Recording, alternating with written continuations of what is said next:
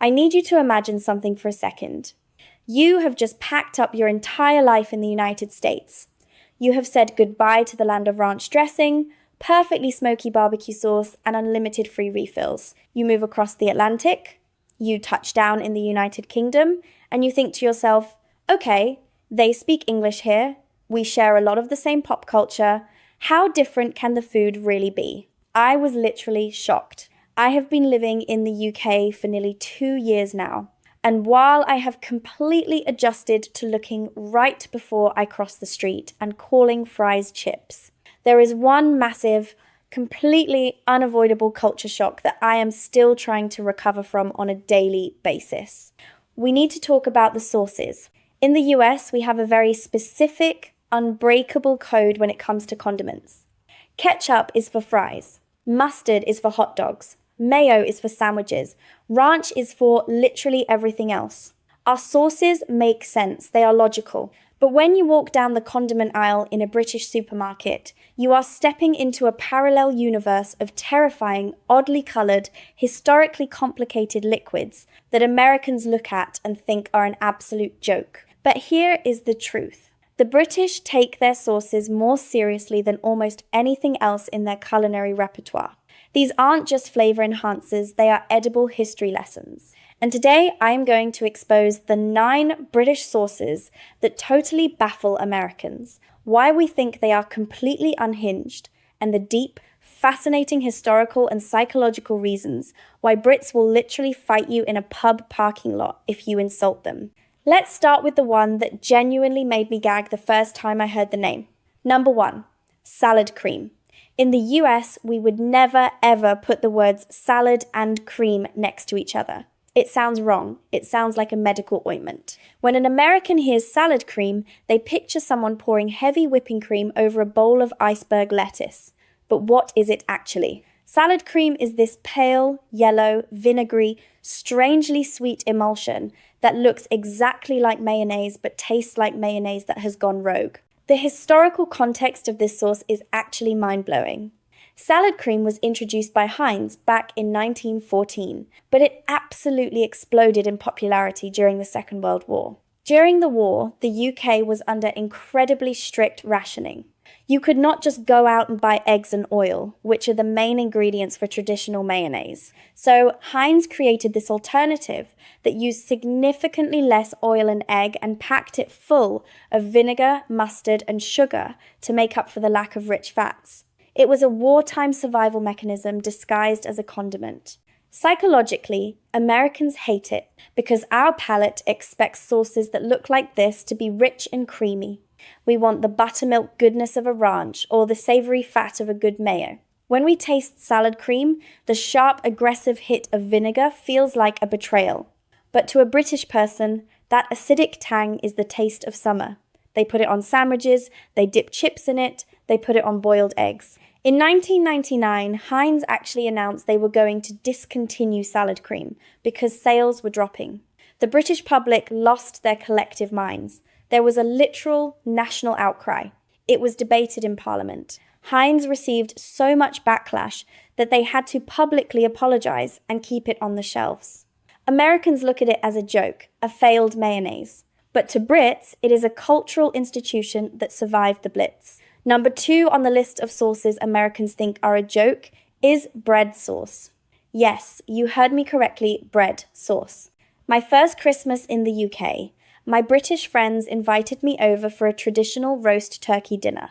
I am looking at the spread, and everything looks somewhat familiar, until I spot a bowl of what looks exactly like lumpy oatmeal. I asked what it was, and they said, "Oh, it's the bread sauce for the turkey." I thought they were messing with me. In America, bread is the vehicle for the sauce. You wipe your plate with the bread. You do not turn the bread into the liquid. Here is where the history gets deeply fascinating.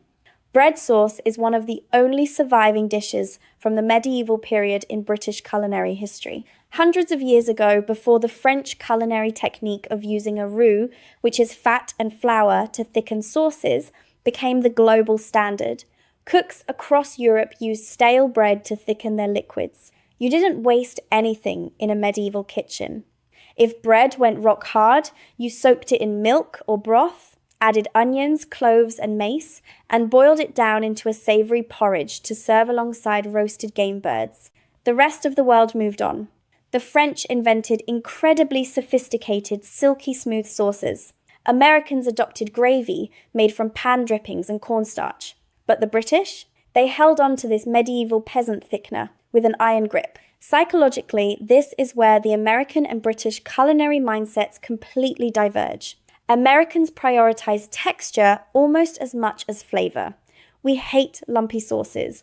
If your Thanksgiving gravy is lumpy, your family will judge you. But Brits find comfort in the stodgy, dense, unapologetically lumpy texture of bread sauce.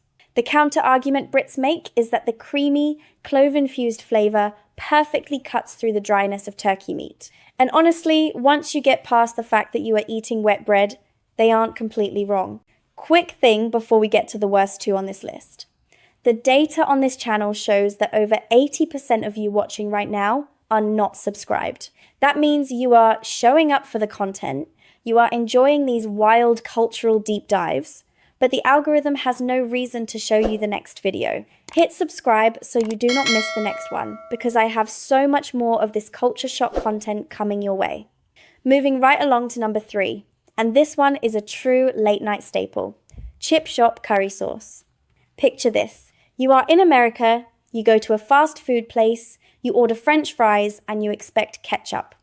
Maybe ranch if you are in the Midwest. If you ask the teenager behind the counter to pour a ladle of thick, neon yellow, mildly sweet curry sauce over your fries, they would look at you like you had 3 heads. In the US, curry is an entire meal. It's an intricate, deeply spiced Indian or Thai dish served with rice. It is not a condiment. But in the UK, pouring curry sauce over chunky chips is practically a religion. How did this happen? We have to look at the massive structural shifts in British society post-World War II. In the 1950s and 60s, there was a huge boom in Chinese immigrants coming to the UK, many from Hong Kong, opening up takeaways. But they faced a problem. The white British working class palate at the time was not ready for authentic regional Chinese cuisine. They wanted something familiar. So, these brilliant takeaway owners created a hybrid. They took curry powder, which the British were already somewhat familiar with due to the history of the British Empire in India, and they made a mild, sweet, gloopy sauce out of it. They started selling it to the late-night crowds pouring out of the pubs. It was hot, it was cheap, and it coated a potato perfectly. Over time, traditional British fish and chip shops realized they were losing customers to the Chinese takeaways. So they started selling their own version of curry sauce. The psychological disconnect here is hilarious. Americans think curry sauce on fries is a joke because it feels like a culinary identity crisis. Is it Indian? Is it Chinese? Is it British? The answer is that it is a uniquely British working class invention born out of necessity, immigration, and capitalism. It is basically the taste of a Friday night after 4 pints of lager. And once you understand that emotional context, it actually starts to taste incredibly good. Also, this is exactly the kind of thing I go much deeper on with the people who support this channel directly. So if you're sitting there thinking, okay, I need the fuller version of this story, the real behind the scenes of expat life, join the membership below. That's where I share the deeper thoughts, the more personal side of all this, and the extra bits I can't always fit into the main videos. Let's hit number 4. This is the sauce that truly tested my bravery. Parsley liquor, also known as eel liquor. If you venture into the East End of London and find a traditional pie and mash shop, you will see people eating minced beef pies and mashed potatoes completely submerged in a bright green, thin liquid. When I first saw it, I thought someone had poured green food coloring over their lunch. I asked the guy behind the counter what it was, and he cheerfully told me it was liquor. As an American, when I hear liquor, I think of vodka or bourbon. I do not think of green savory water. The history of this sauce is straight out of a Charles Dickens novel. In Victorian London, the working class needed cheap, abundant protein. The River Thames was absolutely teeming with eels. Eels were cheap, nutritious, and easy to catch. The pie shops would boil these eels and serve them with mashed potatoes, but you couldn't waste the water the eels were boiled in. That was free flavor. So, the shop owners would take the eel boiling water, thicken it up slightly, and add massive amounts of chopped parsley to give it a fresh flavor and a vibrant green color, to hide the murky look of the eel water. Today, most shops don't use eel water anymore because eels are expensive and endangered, so they just use a chicken or vegetable stock base with the parsley, but they still call it liquor. Americans look at this and are instantly repulsed for two reasons. One, the historical association with boiled eels is terrifying to the modern American palate. Two, we do not do green savory sauces on meat, outside of maybe a chimichurri. A thin, hot green liquid poured over a pie feels fundamentally wrong to our brains. But for a Londoner, that green sauce is a direct link to their ancestors. It is a symbol of East End resilience and working class ingenuity. This brings us to number 5, mint sauce. If you are an American, the only time you interact with mint as a savory meat pairing is maybe, just maybe, if your grandmother serves mint jelly with lamb chops.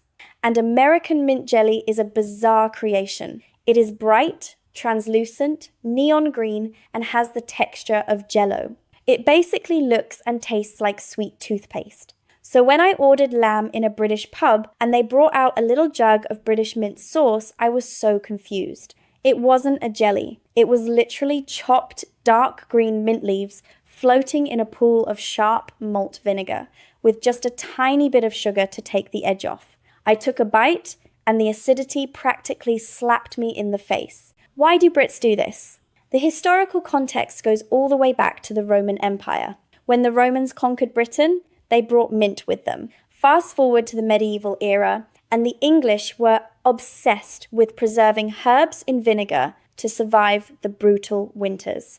Serving meat with acidic, vinegary green sauces was the absolute peak of high society dining in the 1400s. While the French eventually developed richer, butter-based sauces, the British never let go of the sharp, acidic cuts of vinegar. Psychologically, this is a massive difference between the US and the UK.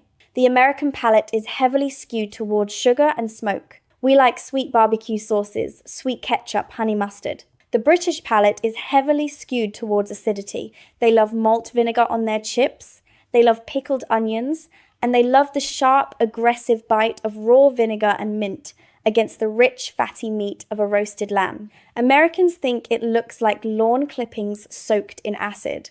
But once you train your palate to appreciate acidity cutting through fat, the British way makes infinitely more sense than our weird, sweet, gelatinous green jelly. If you are enjoying this deep dive into the absolute culinary chaos of British condiments, take 1 second to drop a comment and hype this video up. Show some love. It really helps push this video out to more people who need to understand what on earth is happening in British grocery stores. All right, number 6. We need to talk about the absolute king of the British condiment world. Brown sauce, specifically HP sauce. I will never forget sitting in a Greasy Spoon cafe in Manchester, ordering a bacon butty, which is basically a bacon sandwich on soft white bread, and the waitress asking, red or brown? I knew red meant ketchup, but I had no idea what brown meant. She handed me a bottle with a picture of the Houses of Parliament on it. I squeezed it onto my bacon, took a bite, and my brain completely short-circuited. In America, we have A1 steak sauce, which is strictly reserved for cheap cuts of beef.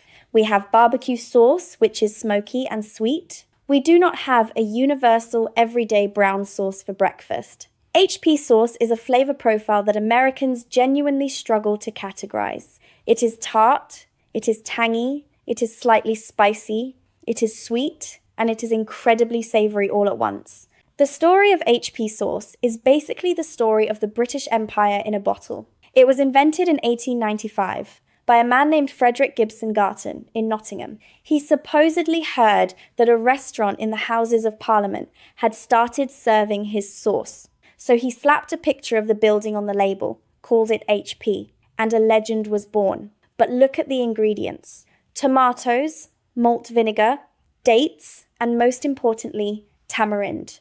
Tamarind is not native to the UK. It was brought over during the height of the British Empire's control over India and Asia. HP sauce is quite literally the result of British imperialism being blended with local vinegar and tomatoes.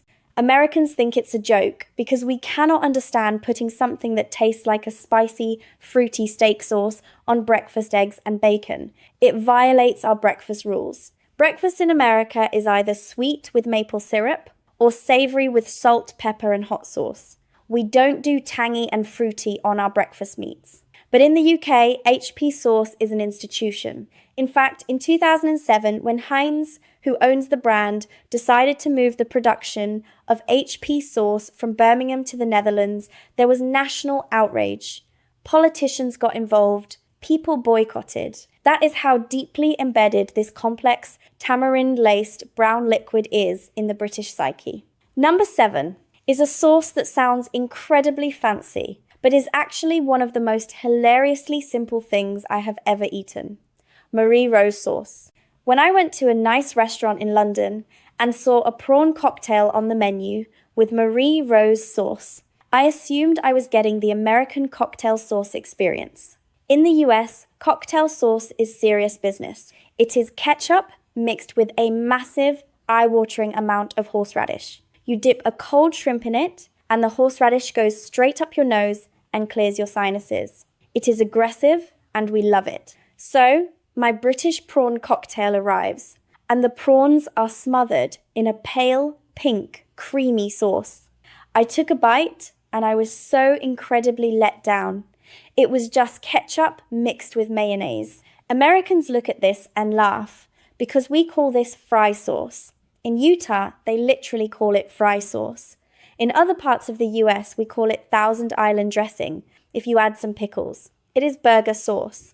The idea of taking cold, delicate seafood and drowning it in pink mayonnaise seems incredibly unsophisticated to the American mind. But the historical context here is rooted in the 1960s.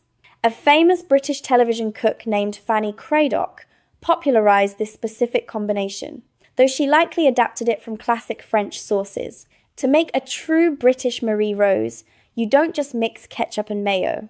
You have to add a dash of Worcestershire sauce, a squeeze of lemon, a pinch of cayenne pepper, and crucially, a splash of brandy or cognac. When it was popularized in the 60s, it was considered the absolute height of dinner party sophistication. It represented post-rationing luxury. You had prawns, which were expensive, and you had a rich, creamy, slightly boozy sauce. Americans think it's just a lazy burger topping, but to a whole generation of Brits, the pink Marie Rose sauce in a martini glass is the taste of pure, unadulterated retro glamour. Let's move to number 8. This one fundamentally altered my understanding of how a nation views a specific food concept. We are talking about gravy, specifically Bisto gravy granules. In the United States, gravy is a sacred, time-consuming process. You roast a turkey or a chicken. You take the pan drippings, the fat, the caramelized bits of meat from the bottom of the roasting pan. You put it on the stove, you whisk in flour, you slowly add homemade broth, and you stand there whisking until your arm falls off. We do this primarily for Thanksgiving and maybe Christmas. In the UK, gravy is an everyday, casual beverage-level condiment, and it comes in a cardboard drum. Bisto was created in 1908 by a couple named John and Clara Roberts. They realized that working-class women didn't have the time to make elaborate gravies every single day for their families. They needed a shortcut. So they created a powder that browned, seasoned, and thickened all in one go. You just boil a kettle, pour the water over the brown granules, stir, and boom, gravy. When an American sees a British person pour boiling water over powder and call it gravy, we think it is an absolute joke. We view it as an insult to the culinary arts. It looks like instant coffee, but savory. But what we fail to understand is the psychological necessity of the gravy granule in British culture. The UK is cold. It is damp. The Sunday roast is a weekly requirement, not an annual holiday. Furthermore, Brits put gravy on everything. They put it on chips, they put it on pies, they put it on sausages and mash. If you had to make scratch gravy from pan drippings every time you wanted pie and mash on a rainy Tuesday, society would collapse. Bisto represents the democratization of comfort food. It allowed the working class to have rich, savory, warming meals without hours of labor. Americans mock the cardboard tube, but the British know that happiness is just a boiled kettle away. And finally, number 9. The sauce that literally brought me to tears, Coleman's English mustard. Here's a warning for any American planning to visit the UK. When you order a ham sandwich and they ask if you want mustard, do not, under any circumstances, assume it is like American mustard. In the US, our standard is French's yellow mustard. It is bright yellow, it is made with mild white mustard seeds, and it is diluted with massive amounts of vinegar and water. You can practically drink the stuff. We slather it on hot dogs at baseball games. It is completely harmless. Coleman's English mustard looks exactly the same. It is a beautiful, innocent, bright yellow paste. The first time I had it, I spread a thick, American-sized layer across my sandwich, took a massive bite, and I swear to you, my soul left my physical body. English mustard is not a condiment. It is a chemical weapon. It is blindingly hot. The heat doesn't sit on your tongue like a chili pepper. It shoots straight up the back of your throat, into your nasal cavity, and explodes behind your eyes. It is exactly the same sensation as eating a giant lump of Japanese wasabi. The historical details behind this are brilliant. Jeremiah Coleman started his mustard business in Norwich in 1814. The secret to this face-melting heat is the specific blend of seeds. Coleman's uses a mix of brown mustard seeds, which contain the volatile compound that shoots up your nose, and white mustard seeds, which provide the intense flavor on the tongue. But the real structural genius is the manufacturing process. The essential oil in mustard, called allyl isothiocyanate, is extremely unstable. It only activates when the dry mustard powder is mixed with cold water, and it reaches its peak heat after about 10 minutes. Americans think it's a joke because they get tricked by the color. We see yellow, we expect mild, vinegary comfort. We get punched in the face by a Victorian-era sinus clearer. But psychologically, the British love this punishment. British cuisine is often heavy, rich, and fatty. Think of a thick slice of roasted gammon or a dense pork pie. You need something violently sharp to cut through that dense fat. Coleman's mustard acts as an alarm clock for your palate. It resets your taste buds after a mouthful of heavy pastry and pork. So, there you have it. 9 British sauces that Americans look at with total confusion, mockery, and sometimes genuine fear. I spent my first year in this country judging the neon yellow curry sauces, the acidic mint leaves floating in vinegar, and the medieval bread pastes. I thought it was all a huge joke. But here is the real truth. When you strip away our American biases, you realize that the British condiment aisle is actually a museum of resilience, empire, and absolute genius. Every bizarre bottle and cardboard drum tells a story of survival during rationing, of working-class resourcefulness, and of a culture that values the sharp, acidic, and comforting flavors of history over the sanitized, perfectly sweet sauces we are used to in the States. I might still occasionally miss my Hidden Valley Ranch dressing, but I will never look at a bottle of HP sauce the same way again. It is a wild culinary world over here, and honestly, I am finally starting to love it.